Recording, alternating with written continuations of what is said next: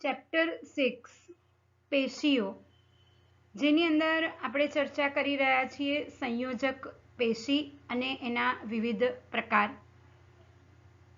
તમને ખ્યાલ આવતો જ હશે કે પ્રાણી પેશીની અંદર સંયોજક પેશી એ ઘણી ડિટેલ ચર્ચા છે, એના ઘણા બધા પેટા પ્રકારો પણ છે. ભાગ 13માં આપણે ચર્ચા કરવાના છીએ રુધિર વિશે, એટલે કે સંયોજક પેશીનો પ્રકાર. વિશિષ્ટ સંયોજક પેશી, જેમાં આપણે કાસ્થી અને અસ્થિની ચર્ચા કરી. હવે જોવાના છે રુધિર, જે પ્રવાહી સંયોજક પેશી પણ છે. ત્યારબાદ રુધિરના બંધારણમાં શું આવેલું છે, તો રુધિર રસ છે, રક્તકણ, શ્વેતકણ, ત્રાકકણ, એટલે આ બધું રુધિરના બંધારણમાં આવેલું છે, જેની સવિસ્તાર ચર્ચા કરીશું. અને છેલ્લે રુધિરના સામાન્ય કાર્ય, જે આપણે ભાગ 13માં એનો અભ્યાસ કરીએ.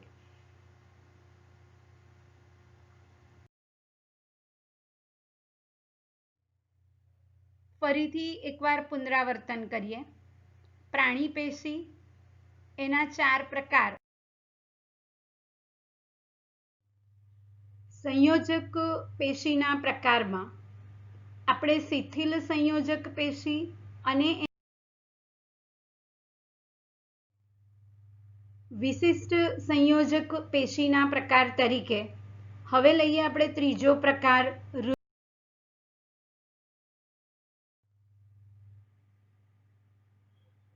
હવે જોઈએ રુધિરનું બંધારણ. તો સામાન્ય રીતે હવે આપણે એનો પહેલો ઘટક જોઈએ રુધિરનો, એટલે કે રુધિર રસ.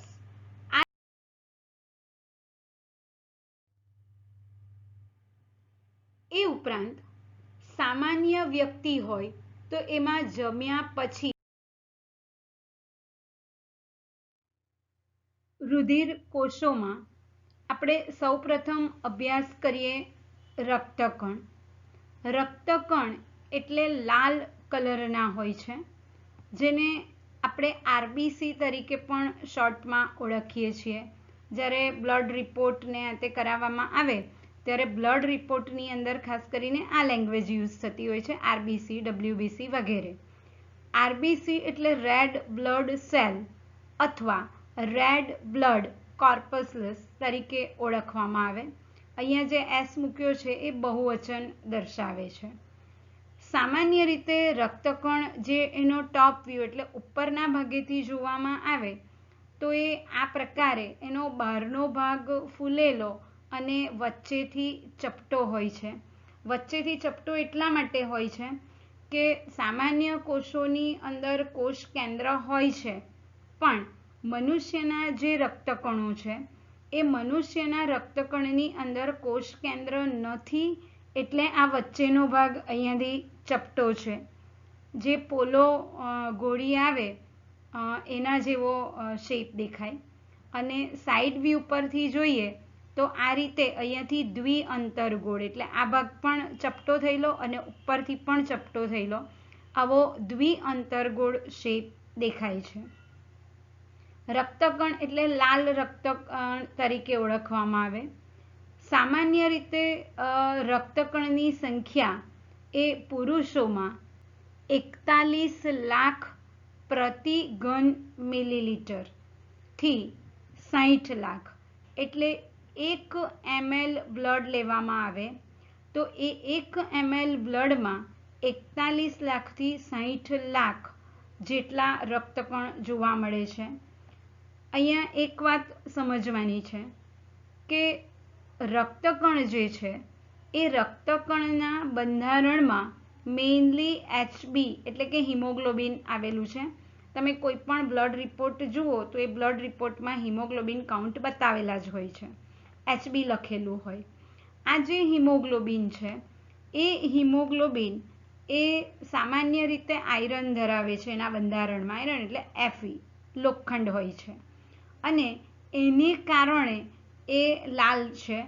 અને આપણે જોઈ ગયા કે રુધિરની અંદર બધા જે બાકીના કોષો છે, એટલે કે ડબલ્યુબીસી, વ્હાઇટ બ્લડ સેલ છે કે ત્રાકકણ છે, એના કરતાં રક્તકણની સંખ્યા ઘણી વધારે છે, એટલે રુધિર પણ લાલ છે. પુખ્ત સ્ત્રીઓમાં 39 લાખથી 55 લાખ જેટલા રક્તકણ પ્રતિ ml એટલે કે 1 ml રુધિરમાં જોવા મળે. એના ગુણધર્મમાં રક્તકણો દ્વિઅંતરગોળ તકતી આકારના છે, જે આપણે ઉપર આકૃતિમાં ચર્ચા કરી હમણાં. રક્તકણનો લાલ રંગ એ એમાં રહેલા HB એટલે કે હિમોગ્લોબિનને કારણે જોવા મળે. આ જે હિમોગ્લોબિન છે એ સંયુગ્મી પ્રોટીન છે. સામાન્ય રીતે પ્રોટીન હોય તો એ પ્રોટીન શેનું બનેલું હોય એ ખ્યાલ છે જ હવે આપણને. સામાન્ય રીતે પ્રોટીન એ વિવિધ પ્રકારના એમિનો એસિડથી બને છે, તો એ પ્રોટીન કહેવાય. પણ સંયુગ્મી પ્રોટીન અથવા તો જટિલ પ્રોટીન પણ કહેવાય છે એને. તો પ્રોટીનના બંધારણમાં એમિનો એસિડ સિવાય કોઈક બીજો બિન પ્રોટીન સમૂહ જોવા મળે તો એને સંયુગ્મી કે જટિલ પ્રોટીન તરીકે ઓળખવામાં આવે. અહીંયા હિમોગ્લોબિનના બંધારણમાં ગ્લોબિન પ્રોટીન ઉપરાંત Fe+2 આયરન જોવા મળે છે, એટલે એ સંયુગ્મી પ્રોટીન છે. હિમોગ્લોબિન સામાન્ય રીતે ઓક્સિજન સાથે જોડાવાની એની ક્ષમતા ખૂબ વધારે છે, એટલે જ રક્તકણ O2CO2ના વહન માટે જવાબદાર છે, જે હિમોગ્લોબિનને કારણે. જુદા જુદા પ્રાણીઓમાં એમના આકારમાં વિવિધતા જોવા મળે છે.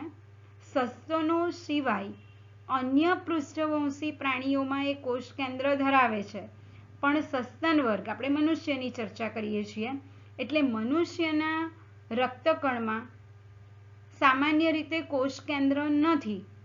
પણ બાકીના બધા જ પૃષ્ઠવંશીઓ, ધારો કે ફ્રોગ, દેડકાની વાત કરીએ તો દેડકો પૃષ્ઠવંશી પ્રાણી છે, પણ એના રુધિરમાં રક્તકણમાં કોષ કેન્દ્ર હોય છે. કાર્ય: ફેફસામાંથી પેશીકોષ સુધી ઓક્સિજન લઈ જવું.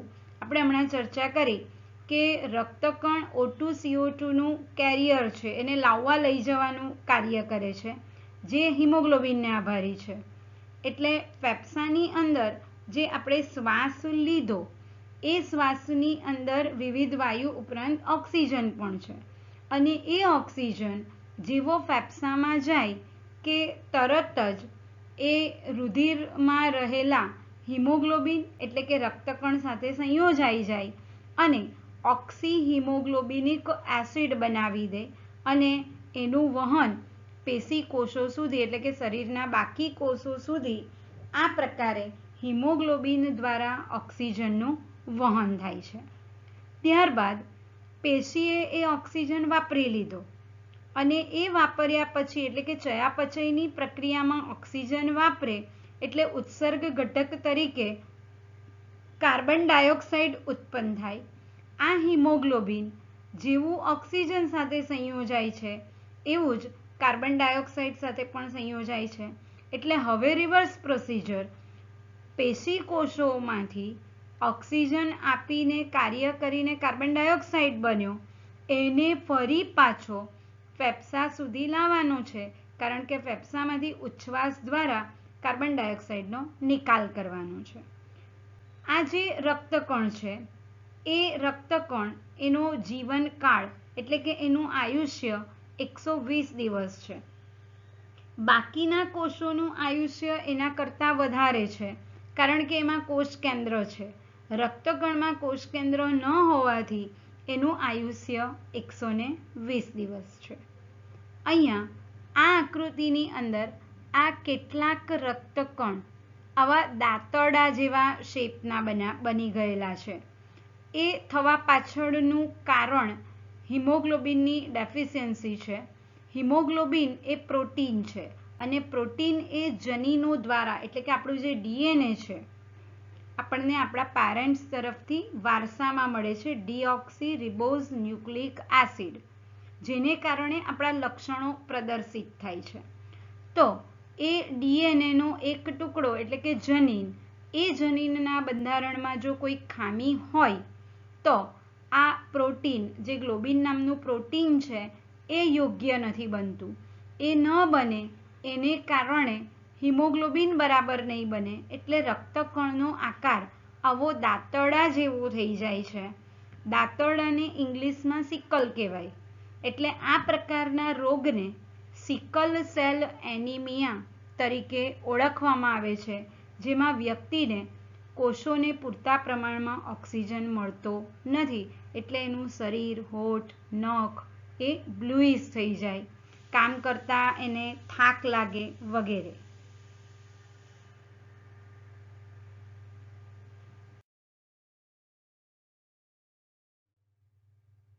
હવે આપણે બીજા રુધિર કોષ તરીકે શ્વેતકણનો અભ્યાસ કરીએ.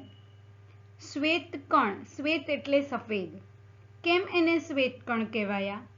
તો સામાન્ય રીતે આની અંદર એટલે કે શ્વેતકણની અંદર કોઈ પણ પ્રકારનું શ્વસન રંજક દ્રવ્ય નથી.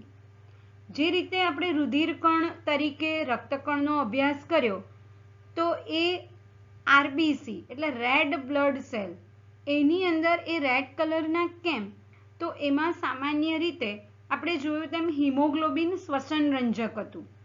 O2 CO2 ના વહન માટે જવાબદાર શ્વસન રંજક હિમોગ્લોબિન હતું. જ્યારે અહીંયા કોઈ પણ પ્રકારનું શ્વસન રંજક નથી, એટલે શ્વેતકણો સફેદ છે, જેને WBC તરીકે ઓળખવામાં આવે. રિપોર્ટની અંદર WBC લખવામાં આવે છે, એટલે કે વ્હાઇટ બ્લડ સેલ અથવા વ્હાઇટ બ્લડ કોર્પસ્લસ તરીકે ઓળખવામાં આવે. ગુણધર્મમાં એ નાના અને કોષ કેન્દ્રીય અર્ધપારદર્શક કોષો છે. રક્તકણ કરતાં શ્વેતકણમાં ઘણી અલગ પદ્ધતિ જોવા મળે છે. સામાન્ય રીતે શ્વેતકણોના ઘણા પ્રકારો પણ છે, જેનો આપણે અભ્યાસ કરવાના છીએ. અહીંયા આ આકૃતિની અંદર શ્વેતકણો બતાવેલા છે, બધા અલગ અલગ પ્રકારના. તો અહીંયા જોઈ શકાય, દરેક શ્વેતકણોની અંદર કોષ કેન્દ્ર છે. આ રક્તકણ છે, આ 5 શ્વેતકણ છે. તો એ દરેકની અંદર જે કોષ કેન્દ્ર છે, એ કોષ કેન્દ્રના આકારો અલગ અલગ છે. આપણે અગાઉ જે ચાર્ટ જોયો, એ ચાર્ટની અંદર પણ કણિકામય અને કણિકાવિહીન જોયું. તો અહીંયા આ બંનેની અંદર તમને ડોટેડ દેખાય છે, મતલબ એ કણિકામય છે, જ્યારે આ કણિકા વિહીન છે. એટલે આ પ્રકારે કોષ કેન્દ્ર હોય છે, હિમોગ્લોબિન નથી, અને પુખ્ત મનુષ્યમાં 7.5 ઇન્ટુ આ ગુણાકારનું ચિહ્ન છે 10³ એટલે કે 1000 પ્લસ ઓર માઇનસ એટલે આના કરતાં વધી શકે ક્યાં તો એટલા ઘટી શકે. કેટલા? તો 3.5 ગુણ્યા 10^3. આનું સાદું રૂપ આપો તો 75/10 અને ગુણ્યા આ 1000 એટલે 1 0 કેન્સલ થાય તો અહીંયા 100 વધે, એટલે લગભગ 7500 થઈ જશે. અને પ્લસ ઓર માઇનસ આ 3500 પ્રતિ ઘન ml રુધિરમાં. સામાન્ય રીતે આ પરિસ્થિતિમાં વધારો ઘટાડો થઈ શકે. ક્યારે? તો જો રોગગ્રસ્ત કે ચેપગ્રસ્ત સ્થિતિ હોય. સામાન્ય રીતે ડૉક્ટર કોઈ પણ ઇન્ફેક્શન કે કંઈક હોય, તાવ આવતો હોય, તો પહેલાં બ્લડ રિપોર્ટ કરાવડાવે. જો બ્લડ રિપોર્ટની અંદર શ્વેતકણની સંખ્યા વધી ગયેલી હોય, આટલા કરતાં વધીને હજારો લાખો પણ થઈ જઈ શકે, તો એ વ્યક્તિની અંદર કોઈ પણ ઇન્ફેક્શન છે એવું કહી શકાય. કેમ એ ઇન્ફેક્શન છે એવું અહીંયા કહી શકાય? કારણ કે રક્તકણ એ આપણે આગલા ધોરણોમાં ભણી ગયા કે શ્વેતકણ એ આપણા શરીરના સૈનિકો છે. એટલે જ્યારે આપણું શરીર ચેપગ્રસ્ત બન્યું, તો શ્વેતકણ એટલે કે સૈનિકોની સંખ્યા વધી ગઈ. કારણ કે જે ચેપી સૂક્ષ્મ જીવાણુઓ છે, બેક્ટેરિયા છે, વાયરસ છે, એની સામે લડવા માટે એની સંખ્યા વધી જાય છે. એટલે ખબર પડી શકે કે શરીરમાં કોઈક ચેપ લાગ્યો છે. કાર્ય સામાન્ય રીતે અહીંયા આપણે જોયું એમ જ ભક્ષક કોષ તરીકે કાર્ય કરે, અને બેક્ટેરિયા અને તૂટેલા પેશી કોષોના ભાગને ગળીને એટલે કે ભક્ષક કોષ તરીકે એનો નાશ કરી શરીરનું રક્ષણ કરવાનું કાર્ય કરે છે.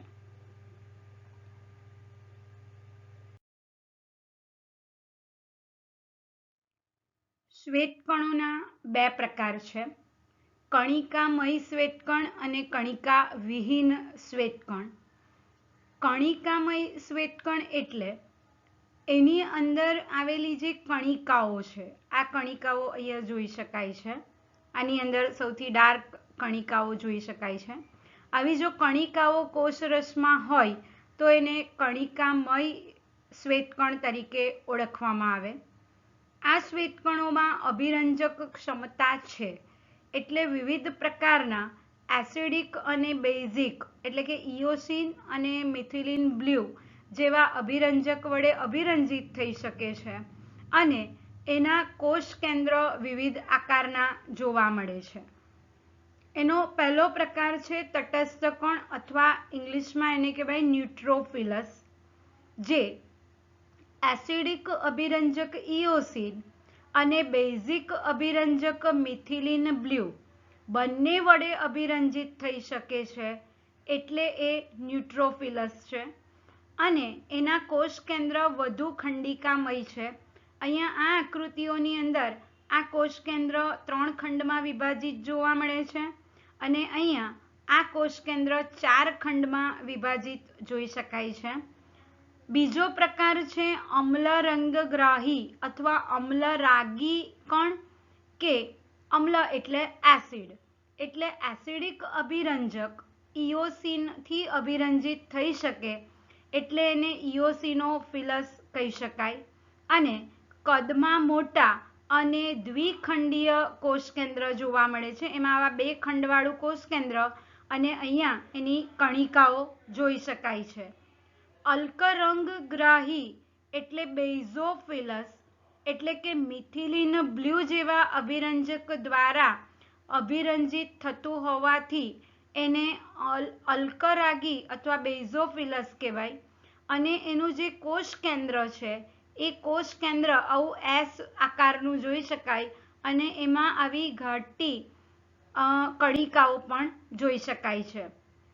શ્વેતકણનો બીજો પ્રકાર છે કણિકા વિહીન શ્વેતકણ, જે મધ્યમ અલ્કલીય કોષરસ ધરાવે, એટલે થોડું બેઝિક કોષરસ ધરાવે અને એમાં કોષ કેન્દ્રના વિવિધ ખંડો જોવા મળતા નથી. એનો પહેલો પ્રકાર છે એક કેન્દ્રી કણ એટલે મોનોસાઇટ, મોનો એટલે એક. એમાં સૌથી મોટા કદના શ્વેતકણો છે અને એનું જે કોષ કેન્દ્ર છે એ મૂત્રપિંડ આકારનું એટલે કે વૃક્ક, વાલ જેવા આકારનું કોષ કેન્દ્ર જોવા મળે અને મોટા કદના છે, બાકીના કરતાં મોટા કદના શ્વેતકણો છે અને એમાં સામાન્ય રીતે કોઈ કણિકાઓ જોવા મળતી નથી. બીજો પ્રકાર છે લસિકા કણ એટલે લિમ્ફોસાઇટ.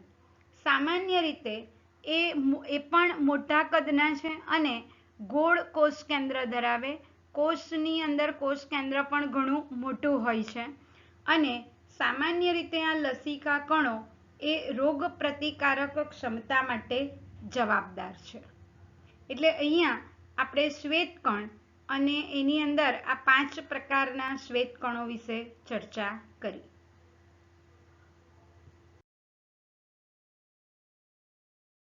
હવે આવે નંબર 3, રુધિર કણિકાઓ અથવા ત્રાકકણો. પ્રમાણમાં ખૂબ નાની હોય. અહીંયા કમ્પેરિઝન આપેલી છે.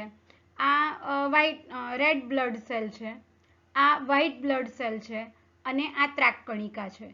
એ ત્રણેયના કદની કમ્પેરિઝન અહીંયા જોઈ શકાય છે, એટલે ખૂબ જ નાના છે અને એમાં કોષ કેન્દ્ર નથી. રક્તકણમાં પણ કોષ કેન્દ્ર નથી, માત્ર સસ્તન વર્ગના. અને આ જે WBC છે એમાં તો શ્વેતકણોની અંદર ઘણા આકારના કોષ કેન્દ્ર જોવા મળે છે, આપણે જોઈ ગયા. અને અંડાકાર કે આવા અનિયમિત આકારના જોઈ શકાય. એને થ્રોમ્બોસાઇટ તરીકે પણ ઓળખવામાં આવે છે. શા માટે? તો એવો થ્રોમ્બોપ્લાસ્ટિનનો સ્ત્રાવ કરે છે. સામાન્ય રીતે જે થ્રોમ્બોપ્લાસ્ટિન છે એ થ્રોમ્બોપ્લાસ્ટિન એ રુધિર ગંઠાઈ જવાની ક્રિયા, જ્યારે કોઈ ઘા પડે ત્યારે રુધિર ગંઠાઈ જવાની જે પ્રક્રિયા છે એ પ્રક્રિયા માટે જવાબદાર છે. અહીંયા થોડી એ પ્રક્રિયા બતાવેલી છે. આ જે છે પ્લેટલેટ છે, પ્લેટલેટ એટલે રુધિર કણિકાઓ. એ રુધિર કણિકાઓ જ્યારે અહીંયા wounded એટલે ઘા પડે અને રુધિર બ્લડનો ફ્લો થાય અને એ બ્લડ જ્યારે હવાના સંપર્કમાં આવે ત્યારે એ રેસ્ટિંગ પ્લેટલેટ હતા એટલે કે નિષ્ક્રિય ત્રાક કણિકાઓ હતી એ એક્ટિવ થઈ જાય છે, સક્રિય બની જાય છે. અને એ જેવી સક્રિય બને એટલે એ પ્રોથ્રોમ્બિનને થ્રોમ્બિનમાં ફેરવવાનું કાર્ય કરે અને આ થ્રોમ્બિન એ રુધિર રસની અંદર આવેલા ફાઇબ્રિનોજન, જન શબ્દ જ્યાં જ્યાં પકડાય તો એ નિષ્ક્રિય હશે. એ ફાઇબ્રિનોજનને ફાઇબર અથવા તો ફાઇબ્રિન તંતુઓમાં ફેરવે, જે અદ્રાવ્ય તંતુઓ છે. એટલે જ્યાં ઘા પડ્યો હોય એ ઘાવાળા ભાગની અંદર આ જે ફાઇબર એટલે તંતુ, આ ફાઇબ્રિન તંતુઓ જે છે એ ત્યાં ગોઠવાઈ જાય અને એક જાળું જેવું બનાવી દે એટલે એમાંથી હવે રુધિર બહાર આવતું ધીમે ધીમે અટકી જશે. આ પ્રક્રિયાને કહેવાય રુધિર ગંઠાઈ જવાની ક્રિયા. સામાન્ય રીતે તેઓ હાડકાના અસ્થિમજ્જામાં ઉત્પન્ન થાય છે. આમ તો ત્રણેય પ્રકારના જે રુધિર કણો છે, શ્વેત કણ કે રક્તકણ, રુધિર કણિકાઓ, એ હાડકાના બોન મેરો કે અસ્થિમજ્જામાં જ ઉત્પન્ન થાય છે. એટલે અહીંયા આપણે આ ત્રણ પ્રકારના રુધિર કણ વિશે જોયું.